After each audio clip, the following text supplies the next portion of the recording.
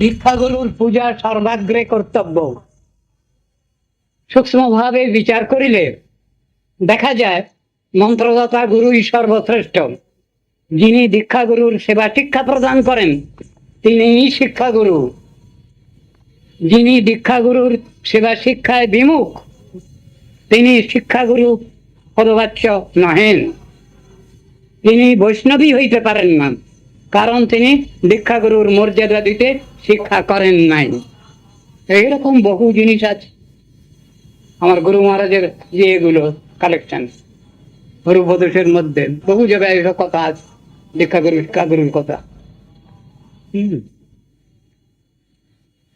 গুরুর আজ্ঞা যাহারা সর্বতোভাবে পালন করেন তাহারাই শিষ্য, যাহারা তাহা অস্বীকার করেন তাহারা গুরু পরম্পরা বিরোধী, পথভ্রষ্ট এবং গুরুভ্রব, গুরু বিরোধী।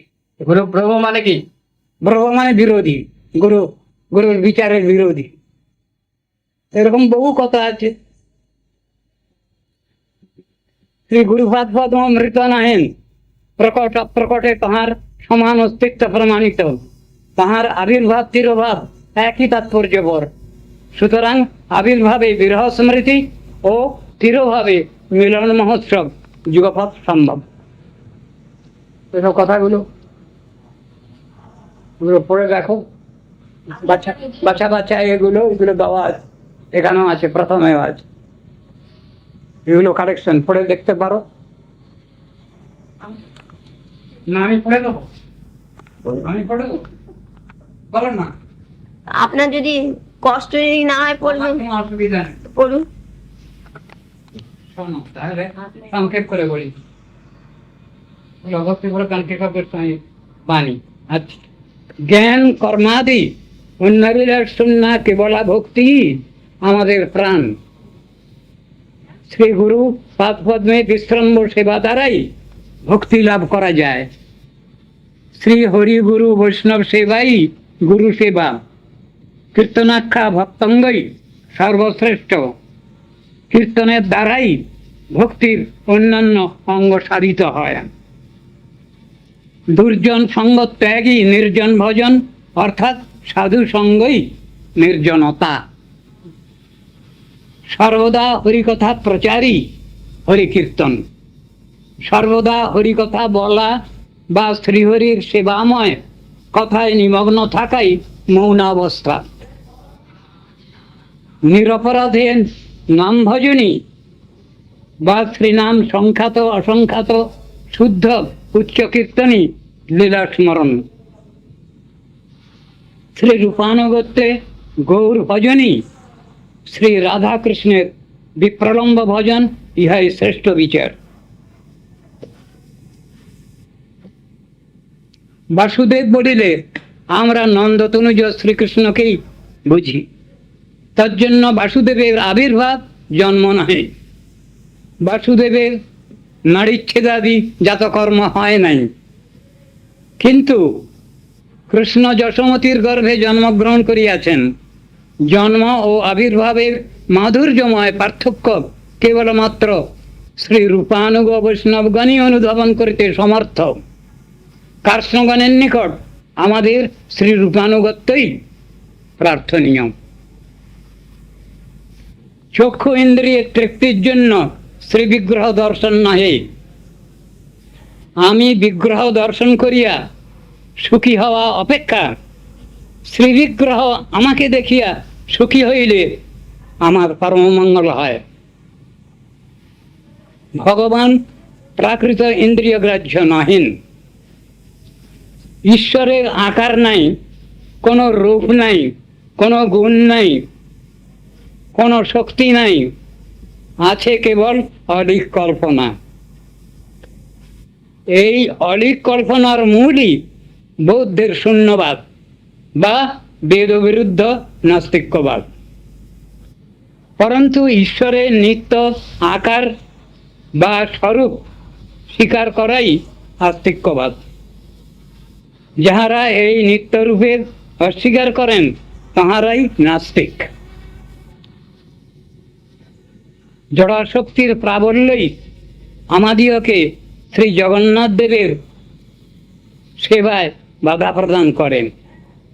জগৎ দর্শন, প্রাকৃত দর্শন থাকা পর্যন্ত আমাদের অপ্রাকৃত জগন্নাথ দর্শনে রুচি জন্মে না। সমগ্র জগৎকে জগন্নাথের সেবায় নিযুক্ত করাই রথযাত্রা উৎসবের তাৎপর্য। আর দুটো আগে বলেছি, আবার বলবো এর ভিতরে পৃথক করে বলে যাব। গুরুর আজ্ঞা যাহারা সর্বতভাবে পালন করেন তাহারাই শিষ্য, যাহারা তাহা অস্বীকার করেন তাহারা গুরু পরম্পরা বিরোধী, পথভ্রষ্ট এবং গুরুব্রব। শ্রী গুরুপাদ পদ্ম মৃত নাহেন, প্রকট প্রকটে তাহার সমান অস্তিত্ব প্রমাণিত। তাহার আবির্ভাব তিরোভাব এক তাৎপর্যপর। সুতরাং আবির্ভাবে বিরহ স্মৃতি ও তিরোভাবে মিলন মহোৎসব যুগপথ সম্ভব। আর এখানে আগে যেটা বলেছিলাম দীক্ষাগুরু, ওটা আবার বলার দরকার, একসঙ্গে থেকে যাবে। দীক্ষাগুরুর পূজা সর্বাগ্রে কর্তব্য। সূক্ষ্মভাবে বিচার করিলে দেখা যায় মন্ত্রদাতা গুরুই সর্বশ্রেষ্ঠ। যিনি দীক্ষাগুরুর সেবা শিক্ষা প্রদান করেন তিনিই শিক্ষাগুরু। যিনি দীক্ষাগুরুর সেবা শিক্ষায় বিমুখ তিনি শিক্ষাগুরু পদবাচ্য নহেন। তিনি বৈষ্ণবী হইতে পারেন না, কারণ তিনি দীক্ষাগুরুর মর্যাদা দিতে শিক্ষা করেন নাই। বাংলা সাহিত্য সংস্কৃত সাহিত্যের একান্ত আনুগত্য করিয়া সমগ্র ভারতে সর্বোত্তম ভাষারূপে আদৃত। দুঃখের বিষয়, বাংলা ভাষাকেও সংস্কৃত ভাষার আনুগত্য হইতে বিচ্ছিন্ন করিয়া দেওয়া হইতেছে বর্তমানে। ইহার মূলে সংস্কৃত ভাষার প্রতি অশ্রদ্ধা ও ভারতীয় বেদ, উপনিষদ ও পুরাণাদির চিন্তাধারার প্রতি অবহেলাও বুঝিতে হইবে। রাজনৈতিক, সমাজনৈতিক, অর্থনৈতিক প্রভৃতি সর্ববিষয়েই ঋষিনীতি অবলম্বিত হইলেই সকল সমস্যার সমাধান হইবে। ঋষিনীতি অবলম্বন করিতে হইলে আমাদের প্রাচীন সংস্কৃত গ্রন্থাদি আলোচনা ও অধ্যয়ন করিতে হইবে। এ সম্বন্ধে শিক্ষা বিভাগের ঔদাসীন্য পরিহার করা প্রয়োজন। যে কোনো বস্তু বিষয়ক জ্ঞান উপার্জন করিতে হইলে প্রথমত শ্রুতি বা শ্রবণের সাহায্যই আবশ্যক। তজ্জন্য বৈষ্ণব সম্প্রদায়ে শ্রবণের গ্রাহ্য বস্তু শব্দকেই মূল ও শ্রেষ্ঠ প্রমাণ বলে স্বীকার করা হয়েছে। যাহারা চাতুর্মাস্য ব্রত পালন না করিয়া কেবলমাত্র ঊর্জাদর করিয়া থাকেন তাহারা চাতুর্মাস্যের ভক্তিফল সম্পূর্ণ রূপে লাভ করিতে পারেন না। ইহার দ্বারা চাতুর্মাস্যের প্রতি অনাদরই প্রকাশ পায়। বদ্ধজীবের কোনো শুদ্ধ বৈষ্ণব সঙ্গের আনুগত্যে থাকিয়াই ভজনের প্রয়োজন। ওই কথা বৈষ্ণব, গুরু বৈষ্ণব আনুগত্যে। গোষ্ঠানন্দী ও ভজনানন্দী কেহই নির্জন ভজন করেন না। বিদিক্তানন্দী গোষ্ঠানন্দীর শ্রী নাম প্রেম প্রচারে সহায়ক রূপে অনুকূলভাবে পোষণ ও তাহার সহায়তা করিয়া থাকেন। প্রত্যেকের গৃহ এক একটি আশ্রম, তথা ভগবত অনুশীলনের জন্য আমরা অবস্থান করিব। কেবলমাত্র আহার নিদ্রাদির জন্য যে গৃহে বাস করা হয় তাহা নরকের দ্বার স্বরূপ।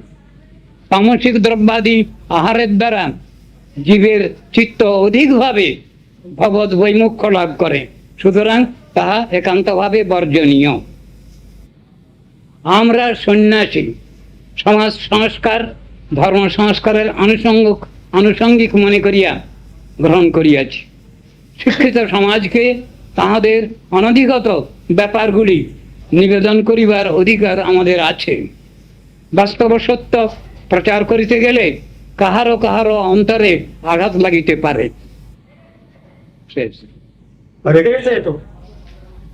আমি মনে জানি পাপত্র জানি মোর কইছে আমি যে আমি ভগবত সেবক,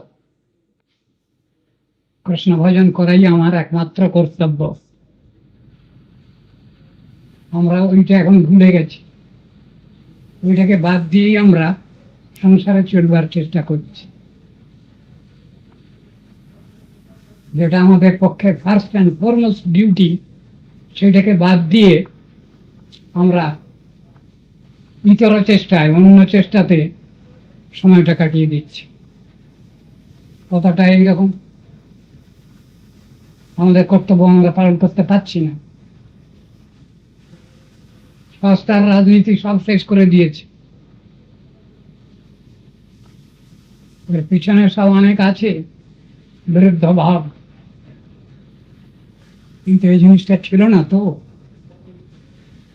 ভারতবর্ষ হলো মুনিঋষিগণের উদ্ধৃত দেশ, এইখান থেকেই সমস্ত সমগ্র পৃথিবীতে জ্ঞানভাণ্ডার বিতরিত হয়েছে।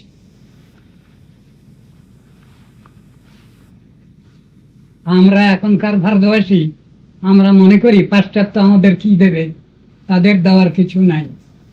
জড়বিজ্ঞানের উন্নতির কিছু আমরা পাই, এছাড়া পারমার্থিক ক্ষেত্রে স্পিরিচুয়াল সাইডে তাদের কাছ থেকে নেওয়ার কিছুই নাই আমাদের। এ বিষয়ে আমাদের মুনি ঋষিগণই একমাত্র প্রামাণিক জন, আমাদের ফোরফাদার্স। এই কথাই বলা আছে শাস্ত্রে। আমি বুঝতে পারছি না, সব বোঝানো আছে সব শাস্ত্রে, কে বুঝিয়ে দেবেন? বুঝবার লোক আছেন, কিন্তু শুনবার লোক নেই, বুঝবার লোক নেই, ধরবার লোক নেই।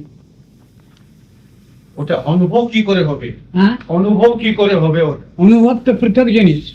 অনুভব তো গুরু কৃপা, ভগবত কৃপা, তার দ্বারা হয় ওটা।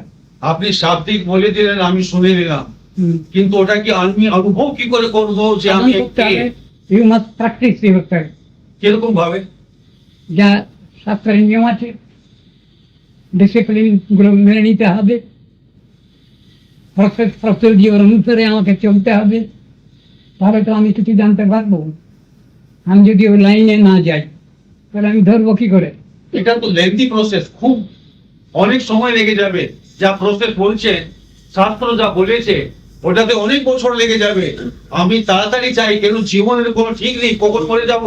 তখন মরে যাবো, তাহলে আপনি হরিনাম করুন, যা ব্যবস্থা আছে শাস্ত্রে সাধন তো হবে না, করুন, কেনে কেঁদে হরিনাম করুন। কেঁদে কেঁদে হ্যাঁ, আর উপায় নেই। এটা ঠিক তো, দি বেস্ট পলিসি।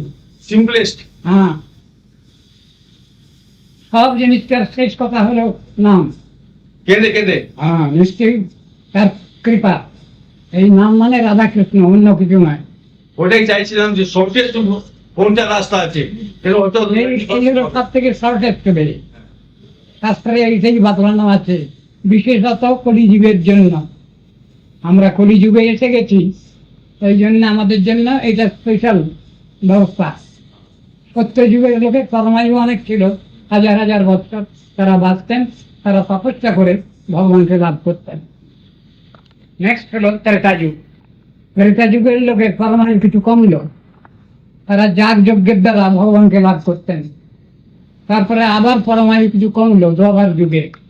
দ্বাপর যুগে পূজা অর্চনের দ্বারা ভগবানকে লাভ করা যেত, কিন্তু কলিতে করৌত পরিকীর্তন, নাম ভজন, এই কথাই বলা আছে। শাস্ত্রে যত কথা বুঝানো আছে আমাদের জন্য, পজিটিভ সাইডে নেগেটিভ সাইডে, সব কথার মুদ্রা এটা হলো নাম করো, নাম সংকীর্তন করেও পরম উপায়। এইটাই সাধন, এইটাই সাধ্য, কর্তব্য বিষয়। তখন কি বোঝা যাবে আমি কে? হ্যাঁ, তখন বোঝা যাবে আমি কে? নিশ্চয়ই নিশ্চয়ই, এই লাইনে চললেই বোঝা যাবে। আমি খেয়েছি, আমাকে জিজ্ঞাসা করলেন আপনার পেট ভরেছে তো? হ্যাঁ, তো আমি বলে দিলাম হ্যাঁ পেট ভরেছে। কিরকম পেট ভরেছে এর উত্তর হবে? না। এটা আমি বুঝাতে পারবো? বুঝাতে পারবো না। এটা অনুভবের বিষয়, যিনি খেয়েছেন তিনি বুঝবেন, ওটা ভাষায় বোঝানো যায় না। যুক্তি, লজিক্যাল পয়েন্ট। যিনি খেয়েছেন কেমন পেট ভরেছে এর উত্তর আমি দিতে পারি না। হ্যাঁ, মোটামুটি বলতে পারি যে হ্যাঁ পেট ভরেছে, রুচির সঙ্গে খেয়েছি, এইটুকু বলা যাবে। কিন্তু কেমন পেট ভরলো, তাতে আপনি কেমন শান্তি পাচ্ছেন, এ বুঝাবার উপায় নেই, এ বুঝাবার কোনো ভাষা নেই। ভাষা ব্যক্ত করতে পারে না, ওই আনন্দ, ওটা অনুভবের বিষয়। It is a matter of healing. Realisation, ভিতরে রিয়েলাইজ করতে হবে। ওটা ভগবত কৃপায় হয়, ওটা গুরু কৃপায় হয়। কে বলছেন তারা কি সময় নষ্ট করছেন না, বেস্ট ইউজ করছেন সময়। সংক্ষিপ্ত ব্যবস্থা ওই শাস্ত্রে বুঝানো আছে, অনন্ত পারং কিল শব্দ শাস্ত্র। আপনি কি বলবেন? শাস্ত্রেই লেখা আছে অনন্ত, শাস্ত্র অনন্ত। আসুন, স্বল্পং তথা আয়ু, যে কথাটা আপনি বললেন আমি উত্তর দিচ্ছি। আমাদের আয়ু অত্যন্ত অল্প, আয়ু বর্ষ শতাংশ। এই কলিকালে শতবর্ষ পরমায়ু জেনারেল। ওয়ার্ল্ড স্ট্যাটিস্টিক্স এখন বলছে ভারতবর্ষের জনগণের পরমায়ু সব থেকে কম। কত কম? 32 এরকম ওয়ার্ল্ড স্ট্যাটিস্টিক্স বলছে এটা। আবার মেনে নিতেই হবে। অথচ এই ভারতই সব থেকে বেশি জ্ঞানে বিজ্ঞানে উন্নত, এই ভারতই। একটা প্রশ্ন আরো আছে, বলুন। এই যে মালা আপনি যে পড়েন, তুলসী মালা, হ্যাঁ, এটা আমি আগে ভাবতাম যে এটা এমনি জিনিস আছে, না, শুনুন কথাটা। তারপরে একদিন আপনার মতন কেউ সব বললেন যে দু রকম কুকুর হয়, একটা হয় রাস্তা ফালতু, আর একটা হয় পালতু। পালতু কুকুরের ভিতরে ওই গলার ভিতরে একটা পাট্টা থাকে, তাকে মিউনিসিপালিটি ধরে না, আর যারা পাট্টা নেই তাদেরকে মিউনিসিপালিটি ধরে নিয়ে যায়। খুব যুক্তিসঙ্গত কথা। আর যমরাজ হচ্ছে মিউনিসিপালিটির চেয়ারম্যান, এই পাট্টা দেখলে ওকে ধরবে না। শাস্ত্রে উদাহরণ দেওয়া আছে ওরকম। ওইটাই শুনে আমি এনার কাছ থেকে একটা পাট্টা এটা চেয়ে নিলাম, এর ভক্তিতে নেই, এমনি চেয়ে নিলাম। চেয়ে নিয়ে আমাকে গলায় পরিয়ে দিলেন, তাই আমি ভাবলাম যে এবার আমার পাট্টা হয়ে গেল, যমরাজ ধরবে না। তারপরে কি হয়েছে, ওটাই সীমিত নয়। তারপরে কি হলো যে সবসময় আমার ফিলিংটা এরকম থাকে যে একটা দড়ি নিয়ে কেউ আমাকে টানছে কোনো জায়গায় গেলেই, এটা করো না, এটা করো না, এটা করো না, ওই দড়িটা টানছে পিছনে। এটা করো না, ওটা করো না, কোন সময় হবে? সব সময়। সব সময় হবে না, সব সময় করো না, তাহলে তো পজিটিভ সাইড কোথায়? আপনি তো শুধু নেগেটিভ সাইডের কথাই বলে যাচ্ছেন। যেটা করো, যেটা ভালো, আমার পক্ষে মঙ্গলজনক, কল্যাণজনক, সেটা করো তুমি। এটা যেমন আমি পেঁয়াজ রসুন খেতাম, এরপর থেকে পেঁয়াজ রসুনের ইচ্ছা হয় না খাবার। হ্যাঁ, পেঁয়াজ রসুন খেতাম আমি, হ্যাঁ, এটা পরবার পরে ওদিকে খাবার ইচ্ছা হয় না, আমার তো খাওয়া বন্ধ হয়ে গেল। খাওয়া বন্ধ হয়ে গেল। রাস্তায় আমি হোটেলে খেতে পারছি না। আপনি পেঁয়াজ রসুন ছাড়া আর কোনো খাবার পেলেন না এই জগতে? রাস্তায় যে হোটেল গুলো আছে সেখানে পেঁয়াজ রসুন তো সব জিনিস দিয়ে থাকে, ওরা জাগিয়ে ওটা হলো। এগুলো হলো একটা অভ্যাসের ব্যাপার। অভ্যেসে বাচ্চা বয়স থেকে আমরা যেমন দেখছি, যেমন শুনছি, যেমন আমাদের ব্যবস্থা সেই অনুসারে চলে আসছে। না, ওটা আমি বলছি যে মালাটা পরবার পরে এই যে অবস্থাটা হয়ে গেল, মনের বিভ্রান্তি হয়ে গেল, ওটা চেঞ্জ আছে, ওটা চেঞ্জ আছে। এটা কি মালার প্রভাব আছে না আর কিছু আছে? তুলসীর মালার প্রভাব আছে, শাস্ত্রে বলা আছে, তাতেই ওটা হচ্ছে। যদি আপনার এরকম চেঞ্জ হয়ে থাকে, ভালো কথা, ওয়েল অ্যান্ড গুড, খারাপ না। শাস্ত্রে আছে ওটা, কারণ দেখানো আছে। শাস্ত্র সেই জন্যই বলছেন যে শব্দ শাস্ত্র অনন্ত, জ্ঞান ভাণ্ডার অনন্ত, কিন্তু আমাদের সময় কোথায়? সময় খুব অল্প। এই সময়ের ভিতরে কখন বা লেখাপড়া করি, কখন বা চাকরি বাকরি করি, কখন বা সংসার দেখি, মুশকিল। এই জন্য শাস্ত্র বলছেন আপনি সংক্ষেপ করুন। শাস্ত্রেই বলা আছে এটা, অনন্ত কারণ কিল শব্দ শাস্ত্রম স্বল্পম তথা আয়ু ভবশ্চ বিঘ্না। আয়ু যেমন কম, আবার তেমনি বাধা বিপত্তি বহু। এমত অবস্থায় কি করব? শাস্ত্র বললেন সারং তত গ্রাহ্যং, সার সংকলন করুন, সংক্ষিপ্ত করুন। শাস্ত্রের উক্তি সারং তত গ্রাহ্যং। অপাচ্য পড়ব, বাজে যেটা সেটাকে ছাড়ুন, কমা জিনিসটাকে ছাড়ুন, এই কথা বলা আছে। আপনার মূল প্রয়োজন যেটা, সেটা নিয়ে আপনি চলুন। সংশয়ের যথা ক্ষীরমি বাম্ব মধ্যাৎ রাজহাঁসকে আপনি দিয়ে দিয়েছেন দুধে জলে মিশিয়ে, সে দুধটা খেয়ে ফেলে, জলটা পড়ে থাকে। এইরকম ধরনের সার সংকলন করতে শিখতে হবে, সাধনের দ্বারা এটা হবে। রাজহংস যেমন করে, সার সংকলন করে। দুধে জলে মিশিয়ে দেন আপনি, অর্ধেক জল অর্ধেক দুধ দিয়ে দেন, দুধ দেখে ফেলে জলটা পড়ে থাকতো। বলে এটা কিভাবে হবে? এটা গুরু কৃপা বলে হবে, ভগবত কৃপা বলে হবে। এছাড়া অন্য কোনো উপায় নেই আমাদের, ওই কৃপাই সম্ভব। নির্ভরতা দরকার, ধৈর্য দরকার, জীবনে উৎসাহ দরকার, স্নেহ মমতা দরকার। Considerate, we must be considerate in all aspects. জীবনেতে এগুলো দরকার অবশ্য, এগুলো না থাকলে হবে না। এগুলো যদি আমার মধ্যে না থাকে তাহলে আমি জীবনে যুদ্ধে পরাজিত হব। জীবনটা হলো যুদ্ধ, জীবনের যুদ্ধে পরাজিত হয়ে যাব আমি। আমাকে রাখতে হবে ধৈর্য, উৎসাহ রাখতে হবে, বিবেচনা, কনসিডারেশন রাখতে হবে, ভালো মন্দের বিচারটা রাখতে হবে। ভগবান সৃষ্টি করেছেন প্রথমে জল, এটা শাস্ত্রেই আছে। তারপরে 1 ভাগ জল, 3 ভাগ জল, 1 ভাগ স্থল। তারপর তিনি অ্যাকোয়াটিক অ্যানিমালদের সৃষ্টি করলেন। তারপর তিনি উভচর প্রাণীকে সৃষ্টি করলেন, রেপটাইলস। তারপরে তিনি পাখি সৃষ্টি করলেন, তারপর পশু সৃষ্টি করলেন। এত সৃষ্টি করেও তিনি মনে শান্তি পাচ্ছিলেন না। সৃষ্টি করলাম, এর জন্য তো আমার ভাবের কোনো আদান প্রদান হবে না। তখন তিনি কি করলেন? ভাগবতে আছে, সৃষ্টা পুরাণী বিবিধান্য জয়াত্ম শক্তিয়া বৃক্ষা সরীসৃপ পশুন খগদণ্ড শুকান। এদের সৃষ্টি করে কোনো লাভ হয়নি আমার, ভগবান বলছেন। রথুষ্ট হৃদয়, সন্তুষ্ট হতে পারেননি তিনি। পুরুষাং বিধায়, পুরুষ মানে সেই ভগবান, পরম পুরুষ। ব্রহ্মাব লোক দিশনং মুদমাপদেব, সেই পরদেবতা ভগবান তখন কি করলেন? মানুষকে সৃষ্টি করলেন। কি দিলেন তাকে? জ্ঞান, বিবেক, বুদ্ধি, health, wealth, wisdom, honour, treasure সব দিলেন। দিয়ে তিনি সৃষ্টি করলেন। দিয়ে তাকে জিজ্ঞাসা করলেন ফার্স্ট গ্রুপকে, তোমরা নীতি আদর্শ মানো? ভগবান বলে এক জিনিস আছে, তাকে মানো?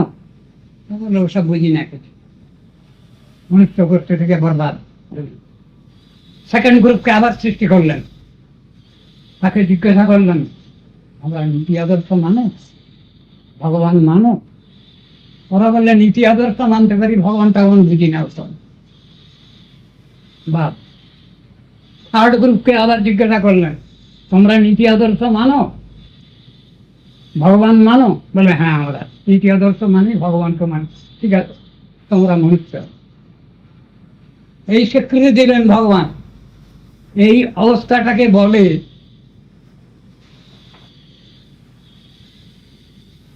একটা বিশেষণ আছে, মুকুলিত চেতন মনুষ্য। বাট কুড়ি, ফুলটা হয়েছে 20টা, পরে সেটা আব্রুসুম ফুল বলতুম।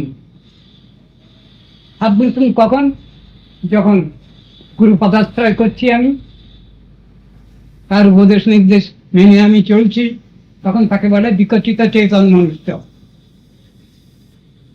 পরে সাধন করতে করতে যারা সিদ্ধি লাভ করছেন তাদের বলে পূর্ণ বিকশিত চেতন মনুষ্য। এই সংসারে থেকেও তারা অসংসারী,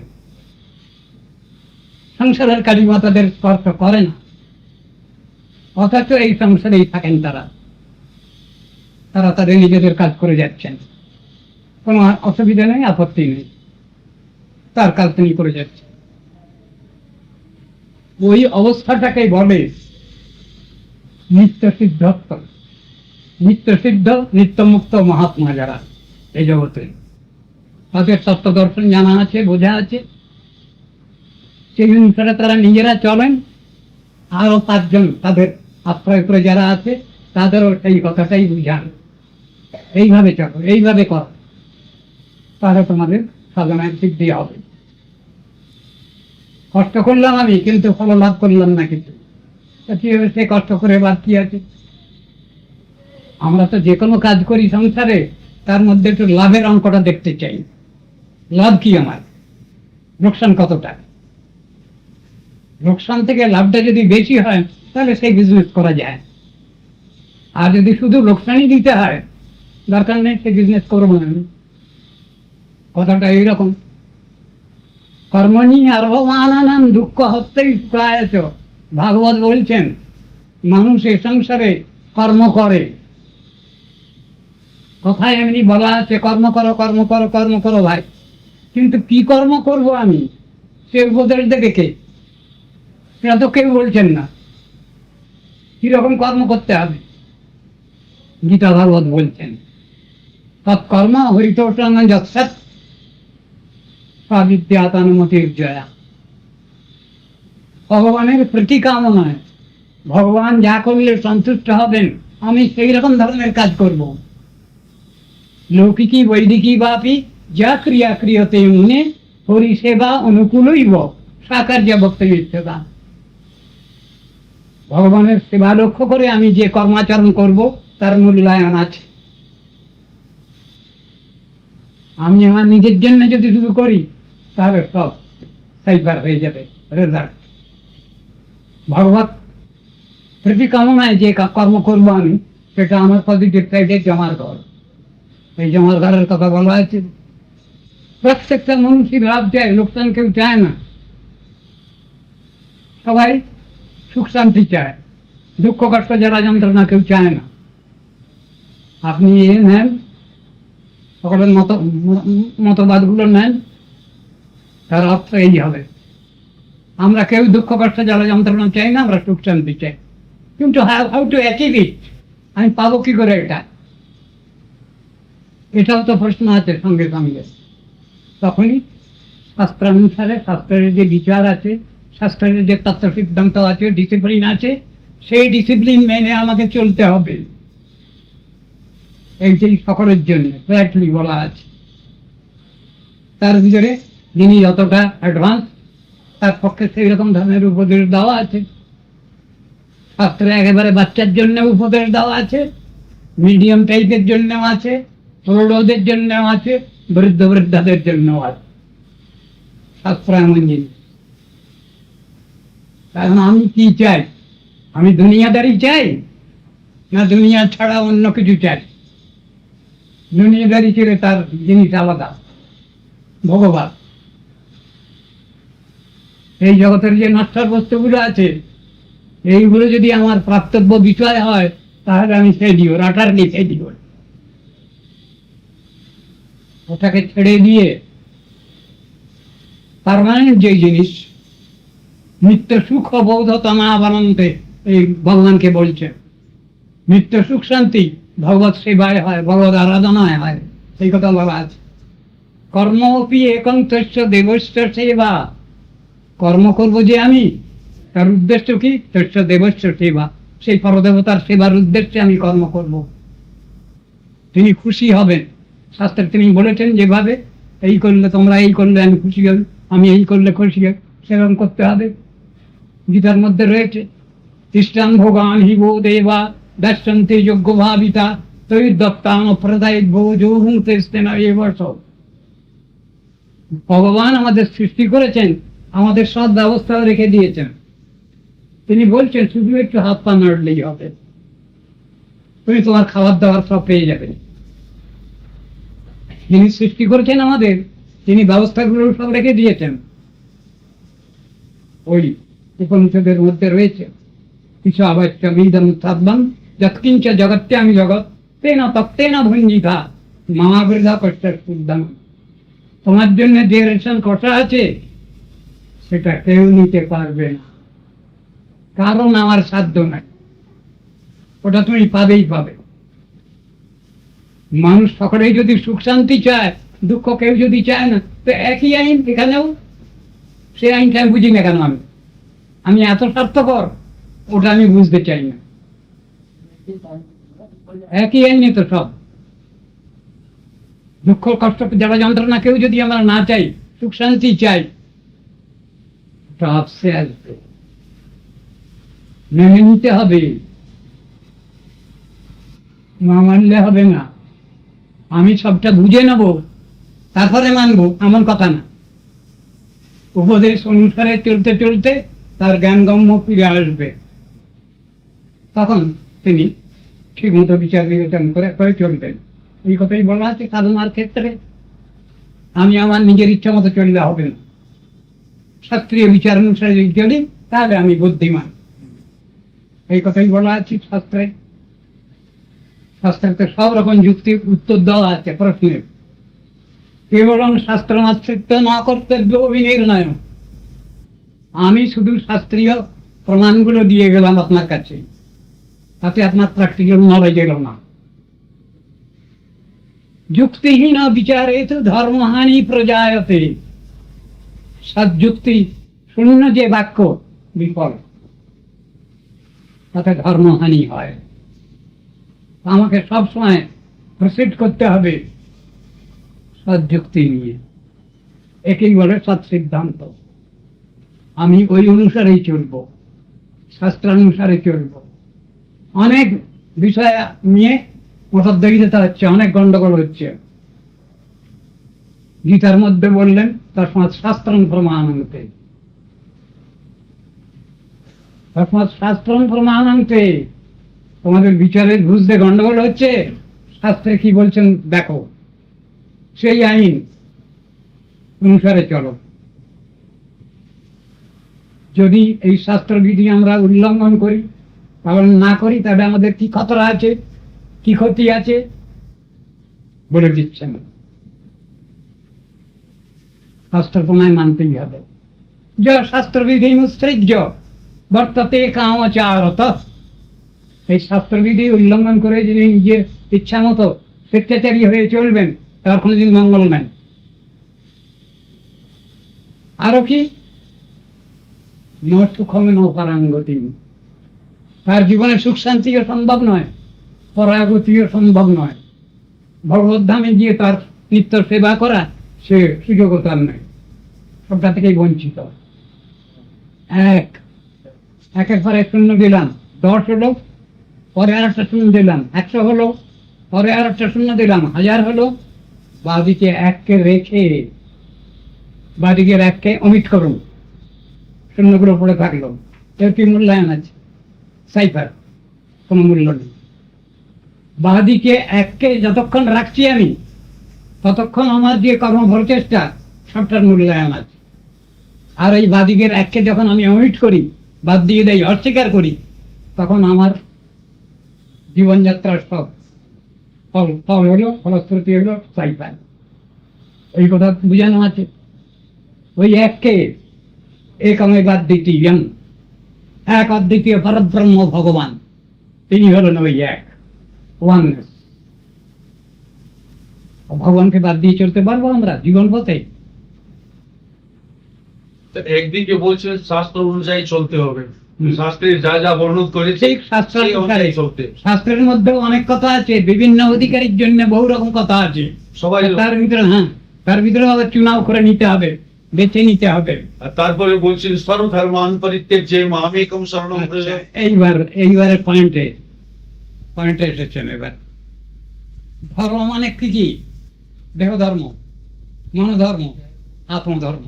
এই তিনটে নিয়ে বেদ, বেদান্ত, উপনিষদ, গীতা, ভাগবত, রামায়ণ, মহাভারত সব শাস্ত্রে আলোচনা আছে। আলোচনাগুলো একই রকম। দেহ চাচ্ছে আমি কিছু খাবো, খিদে লেগেছে, তাকে খাবার দাবার দিলে খেয়ে দে সে সন্তুষ্ট হয়। মন কিন্তু সন্তুষ্ট হয় না ওই জিনিস। মনটা কি চায়? সাংসারিক কথা, বিষয়ের কথা, সাংসারিক কথা নিয়ে আলোচনা। এইটা যদি হয় তাহলে মনটা খুব খুশি, ড্যাম গ্ল্যাড। আত্মা কি চান? এই দেহ ধর্মেরও কিছু চান না, মনোধর্মেরও কিছু চান না। আত্মার খোরাক হলো ওই রকম। আপনারা যে বসেছেন এখানে ওই জমার ঘর বাড়াবার জন্য আত্মকল্যাণ সূচক ব্যবস্থা। তো সেই কথাটা বলা আছে ওই রকম। কি করব? কি করা যায়? আত্মকল্যাণের জন্য সৎসঙ্গ দরকার। জমার ঘর, জমার ঘরটা কিভাবে আসবে? পূর্ব জন্মে সুকৃতির ফল, পাপ আর পুণ্য। মানুষ যে কর্ম করে তাতে পাপ আর পুণ্য দুটো জিনিস হয়। পুণ্য আমি যদি করতে যাই, পাপ তার সঙ্গে মিশ্রিত হয়ে আছে। আমি একটা পুষ্করিণী খনন করলাম গ্রামের লোকের জন্য, চারদিকে 4টে ঘাট বাঁধিয়ে দিলাম, লোকের অনেক উপকার। এক ডাকাত দল এসে ওখানে রান্না বান্না করে খেলো পুকুর পাড়ে, আর ডাকাতি করতে গেল। ওই ডাকাতির যে ফল আমাকে ভাগ নিতে হবে। ভয়ঙ্কর ব্যাপার, তাহলে ভয়ঙ্কর ব্যাপার। কিন্তু যারা সাধনার ক্ষেত্রেতে চলেন তাদের ওটা বইতে হয় না, তাদের ওই জিনিস বইতে হবে না। তাদের বলে সুকৃতি। এই সুকৃতিটা কি করে হয়?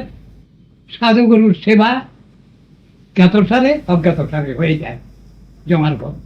এই জমার ঘর যখন খুব বেশি বাড়ে তখনই আমার সাধু সঙ্গে রুচি আসে। দেখি সাধু কি বলছেন, একবার শুনে দেখি, তার কথায় বিশ্বাস হবে এবং তিনি ঠিকভাবে চলেন, তিনি অনুভব করবেন উইদিন হিমসেলফ। আচ্ছা, এই কথাই বলা আছে শাস্ত্রতে, এইরকম যুক্তি দিয়েই সব কথাগুলো বলা আছে। যখন সাধুর কথায় বিশ্বাস হলো তখন তিনি সাধুর উপদেশ নির্দেশ শুনবেন, তার দ্বারা ভক্তি লাভ হবে। ভগবত ভক্ত সাধু সঙ্গের ফলতে ভক্তি লাভ হবে।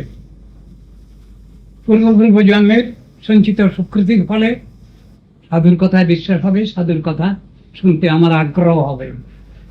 সাধুর কথা যখনই মেনে চলি আমি ঠিকভাবে, তখন আমার ভক্তি লাভ হয়।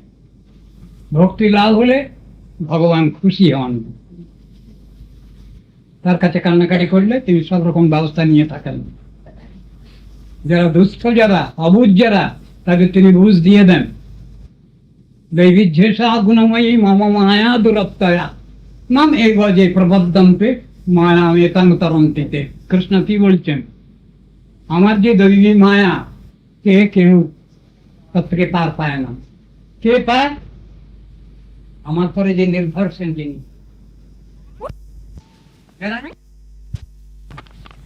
তোমার বিবেক তোমাকে সাহায্য করবে। খারাপ কাজেতে না না যেও না, ভালো কাজ এটা করো, এটা তোমার পজিটিভ সাইডের জমার ঘর। বিবেক এই বলে। কনসেন্স যেটা, সেটাও ভগবানেরই দেওয়া। সব জিনিসের এরকমই তো ইতিহাস আছে। আমরা যদি ঠিক লাইনে চলি তাহলে আমরা কিছু পাই, পজিটিভ সামথিং আমাদের লভ্য হয়। আর যদি শুধু নেগেটিভ সাইড নিয়ে চলি কিছু লাভ হয় না। না, এবার তো চলাবার দায়িত্ব ওনার, দড়ি বেঁধে দিয়েছে, এই পাট্টা বেঁধে দড়িটা ওনার হাতে, সে কোন দিকে নিয়ে যাবে। ওটা তো বললেন, কিন্তু কাজটা তো করতে হবে। উনি করাবেন, ওটা প্র্যাকটিক্যাল, ওটা করাবেন না, হলো না, উত্তর হলো না। আজকে এখানে নিয়ে এলো দড়ি বেঁধে, আর কি বলবেন? আর সে এখন আপনিই বলবেন, আপনি বিচার করবেন। এখন আপনি দিয়েছেন, আর ঠিক আছে, কেঁদে কেঁদে নাম করতে হবে, আর কিছু করতে হবে। তারপরে কেঁদে নাম করতে হবে, ভগবানের কৃপা প্রার্থনা করে তারপরে ভগবানের নাম করতে হবে। এই নামেতেই সব হবে। বাবার সেবার সময় হয়ে গেছে, খবর নাম চিন্ত নাম করো সার। হ্যাঁ, এই কথাই বলা আছে। অন্য কোনো প্রস্তুতি চলবে না, বাবা পজিটিভ সাইডে সব চলবে। হ্যাঁ, আবার ঠান্ডা হয়ে যাবে, এসছে অনেক। হ্যাঁ, টাইম হয়ে গেছে, এবার আর 15 মিনিট আছে। সময় শেষ হচ্ছে।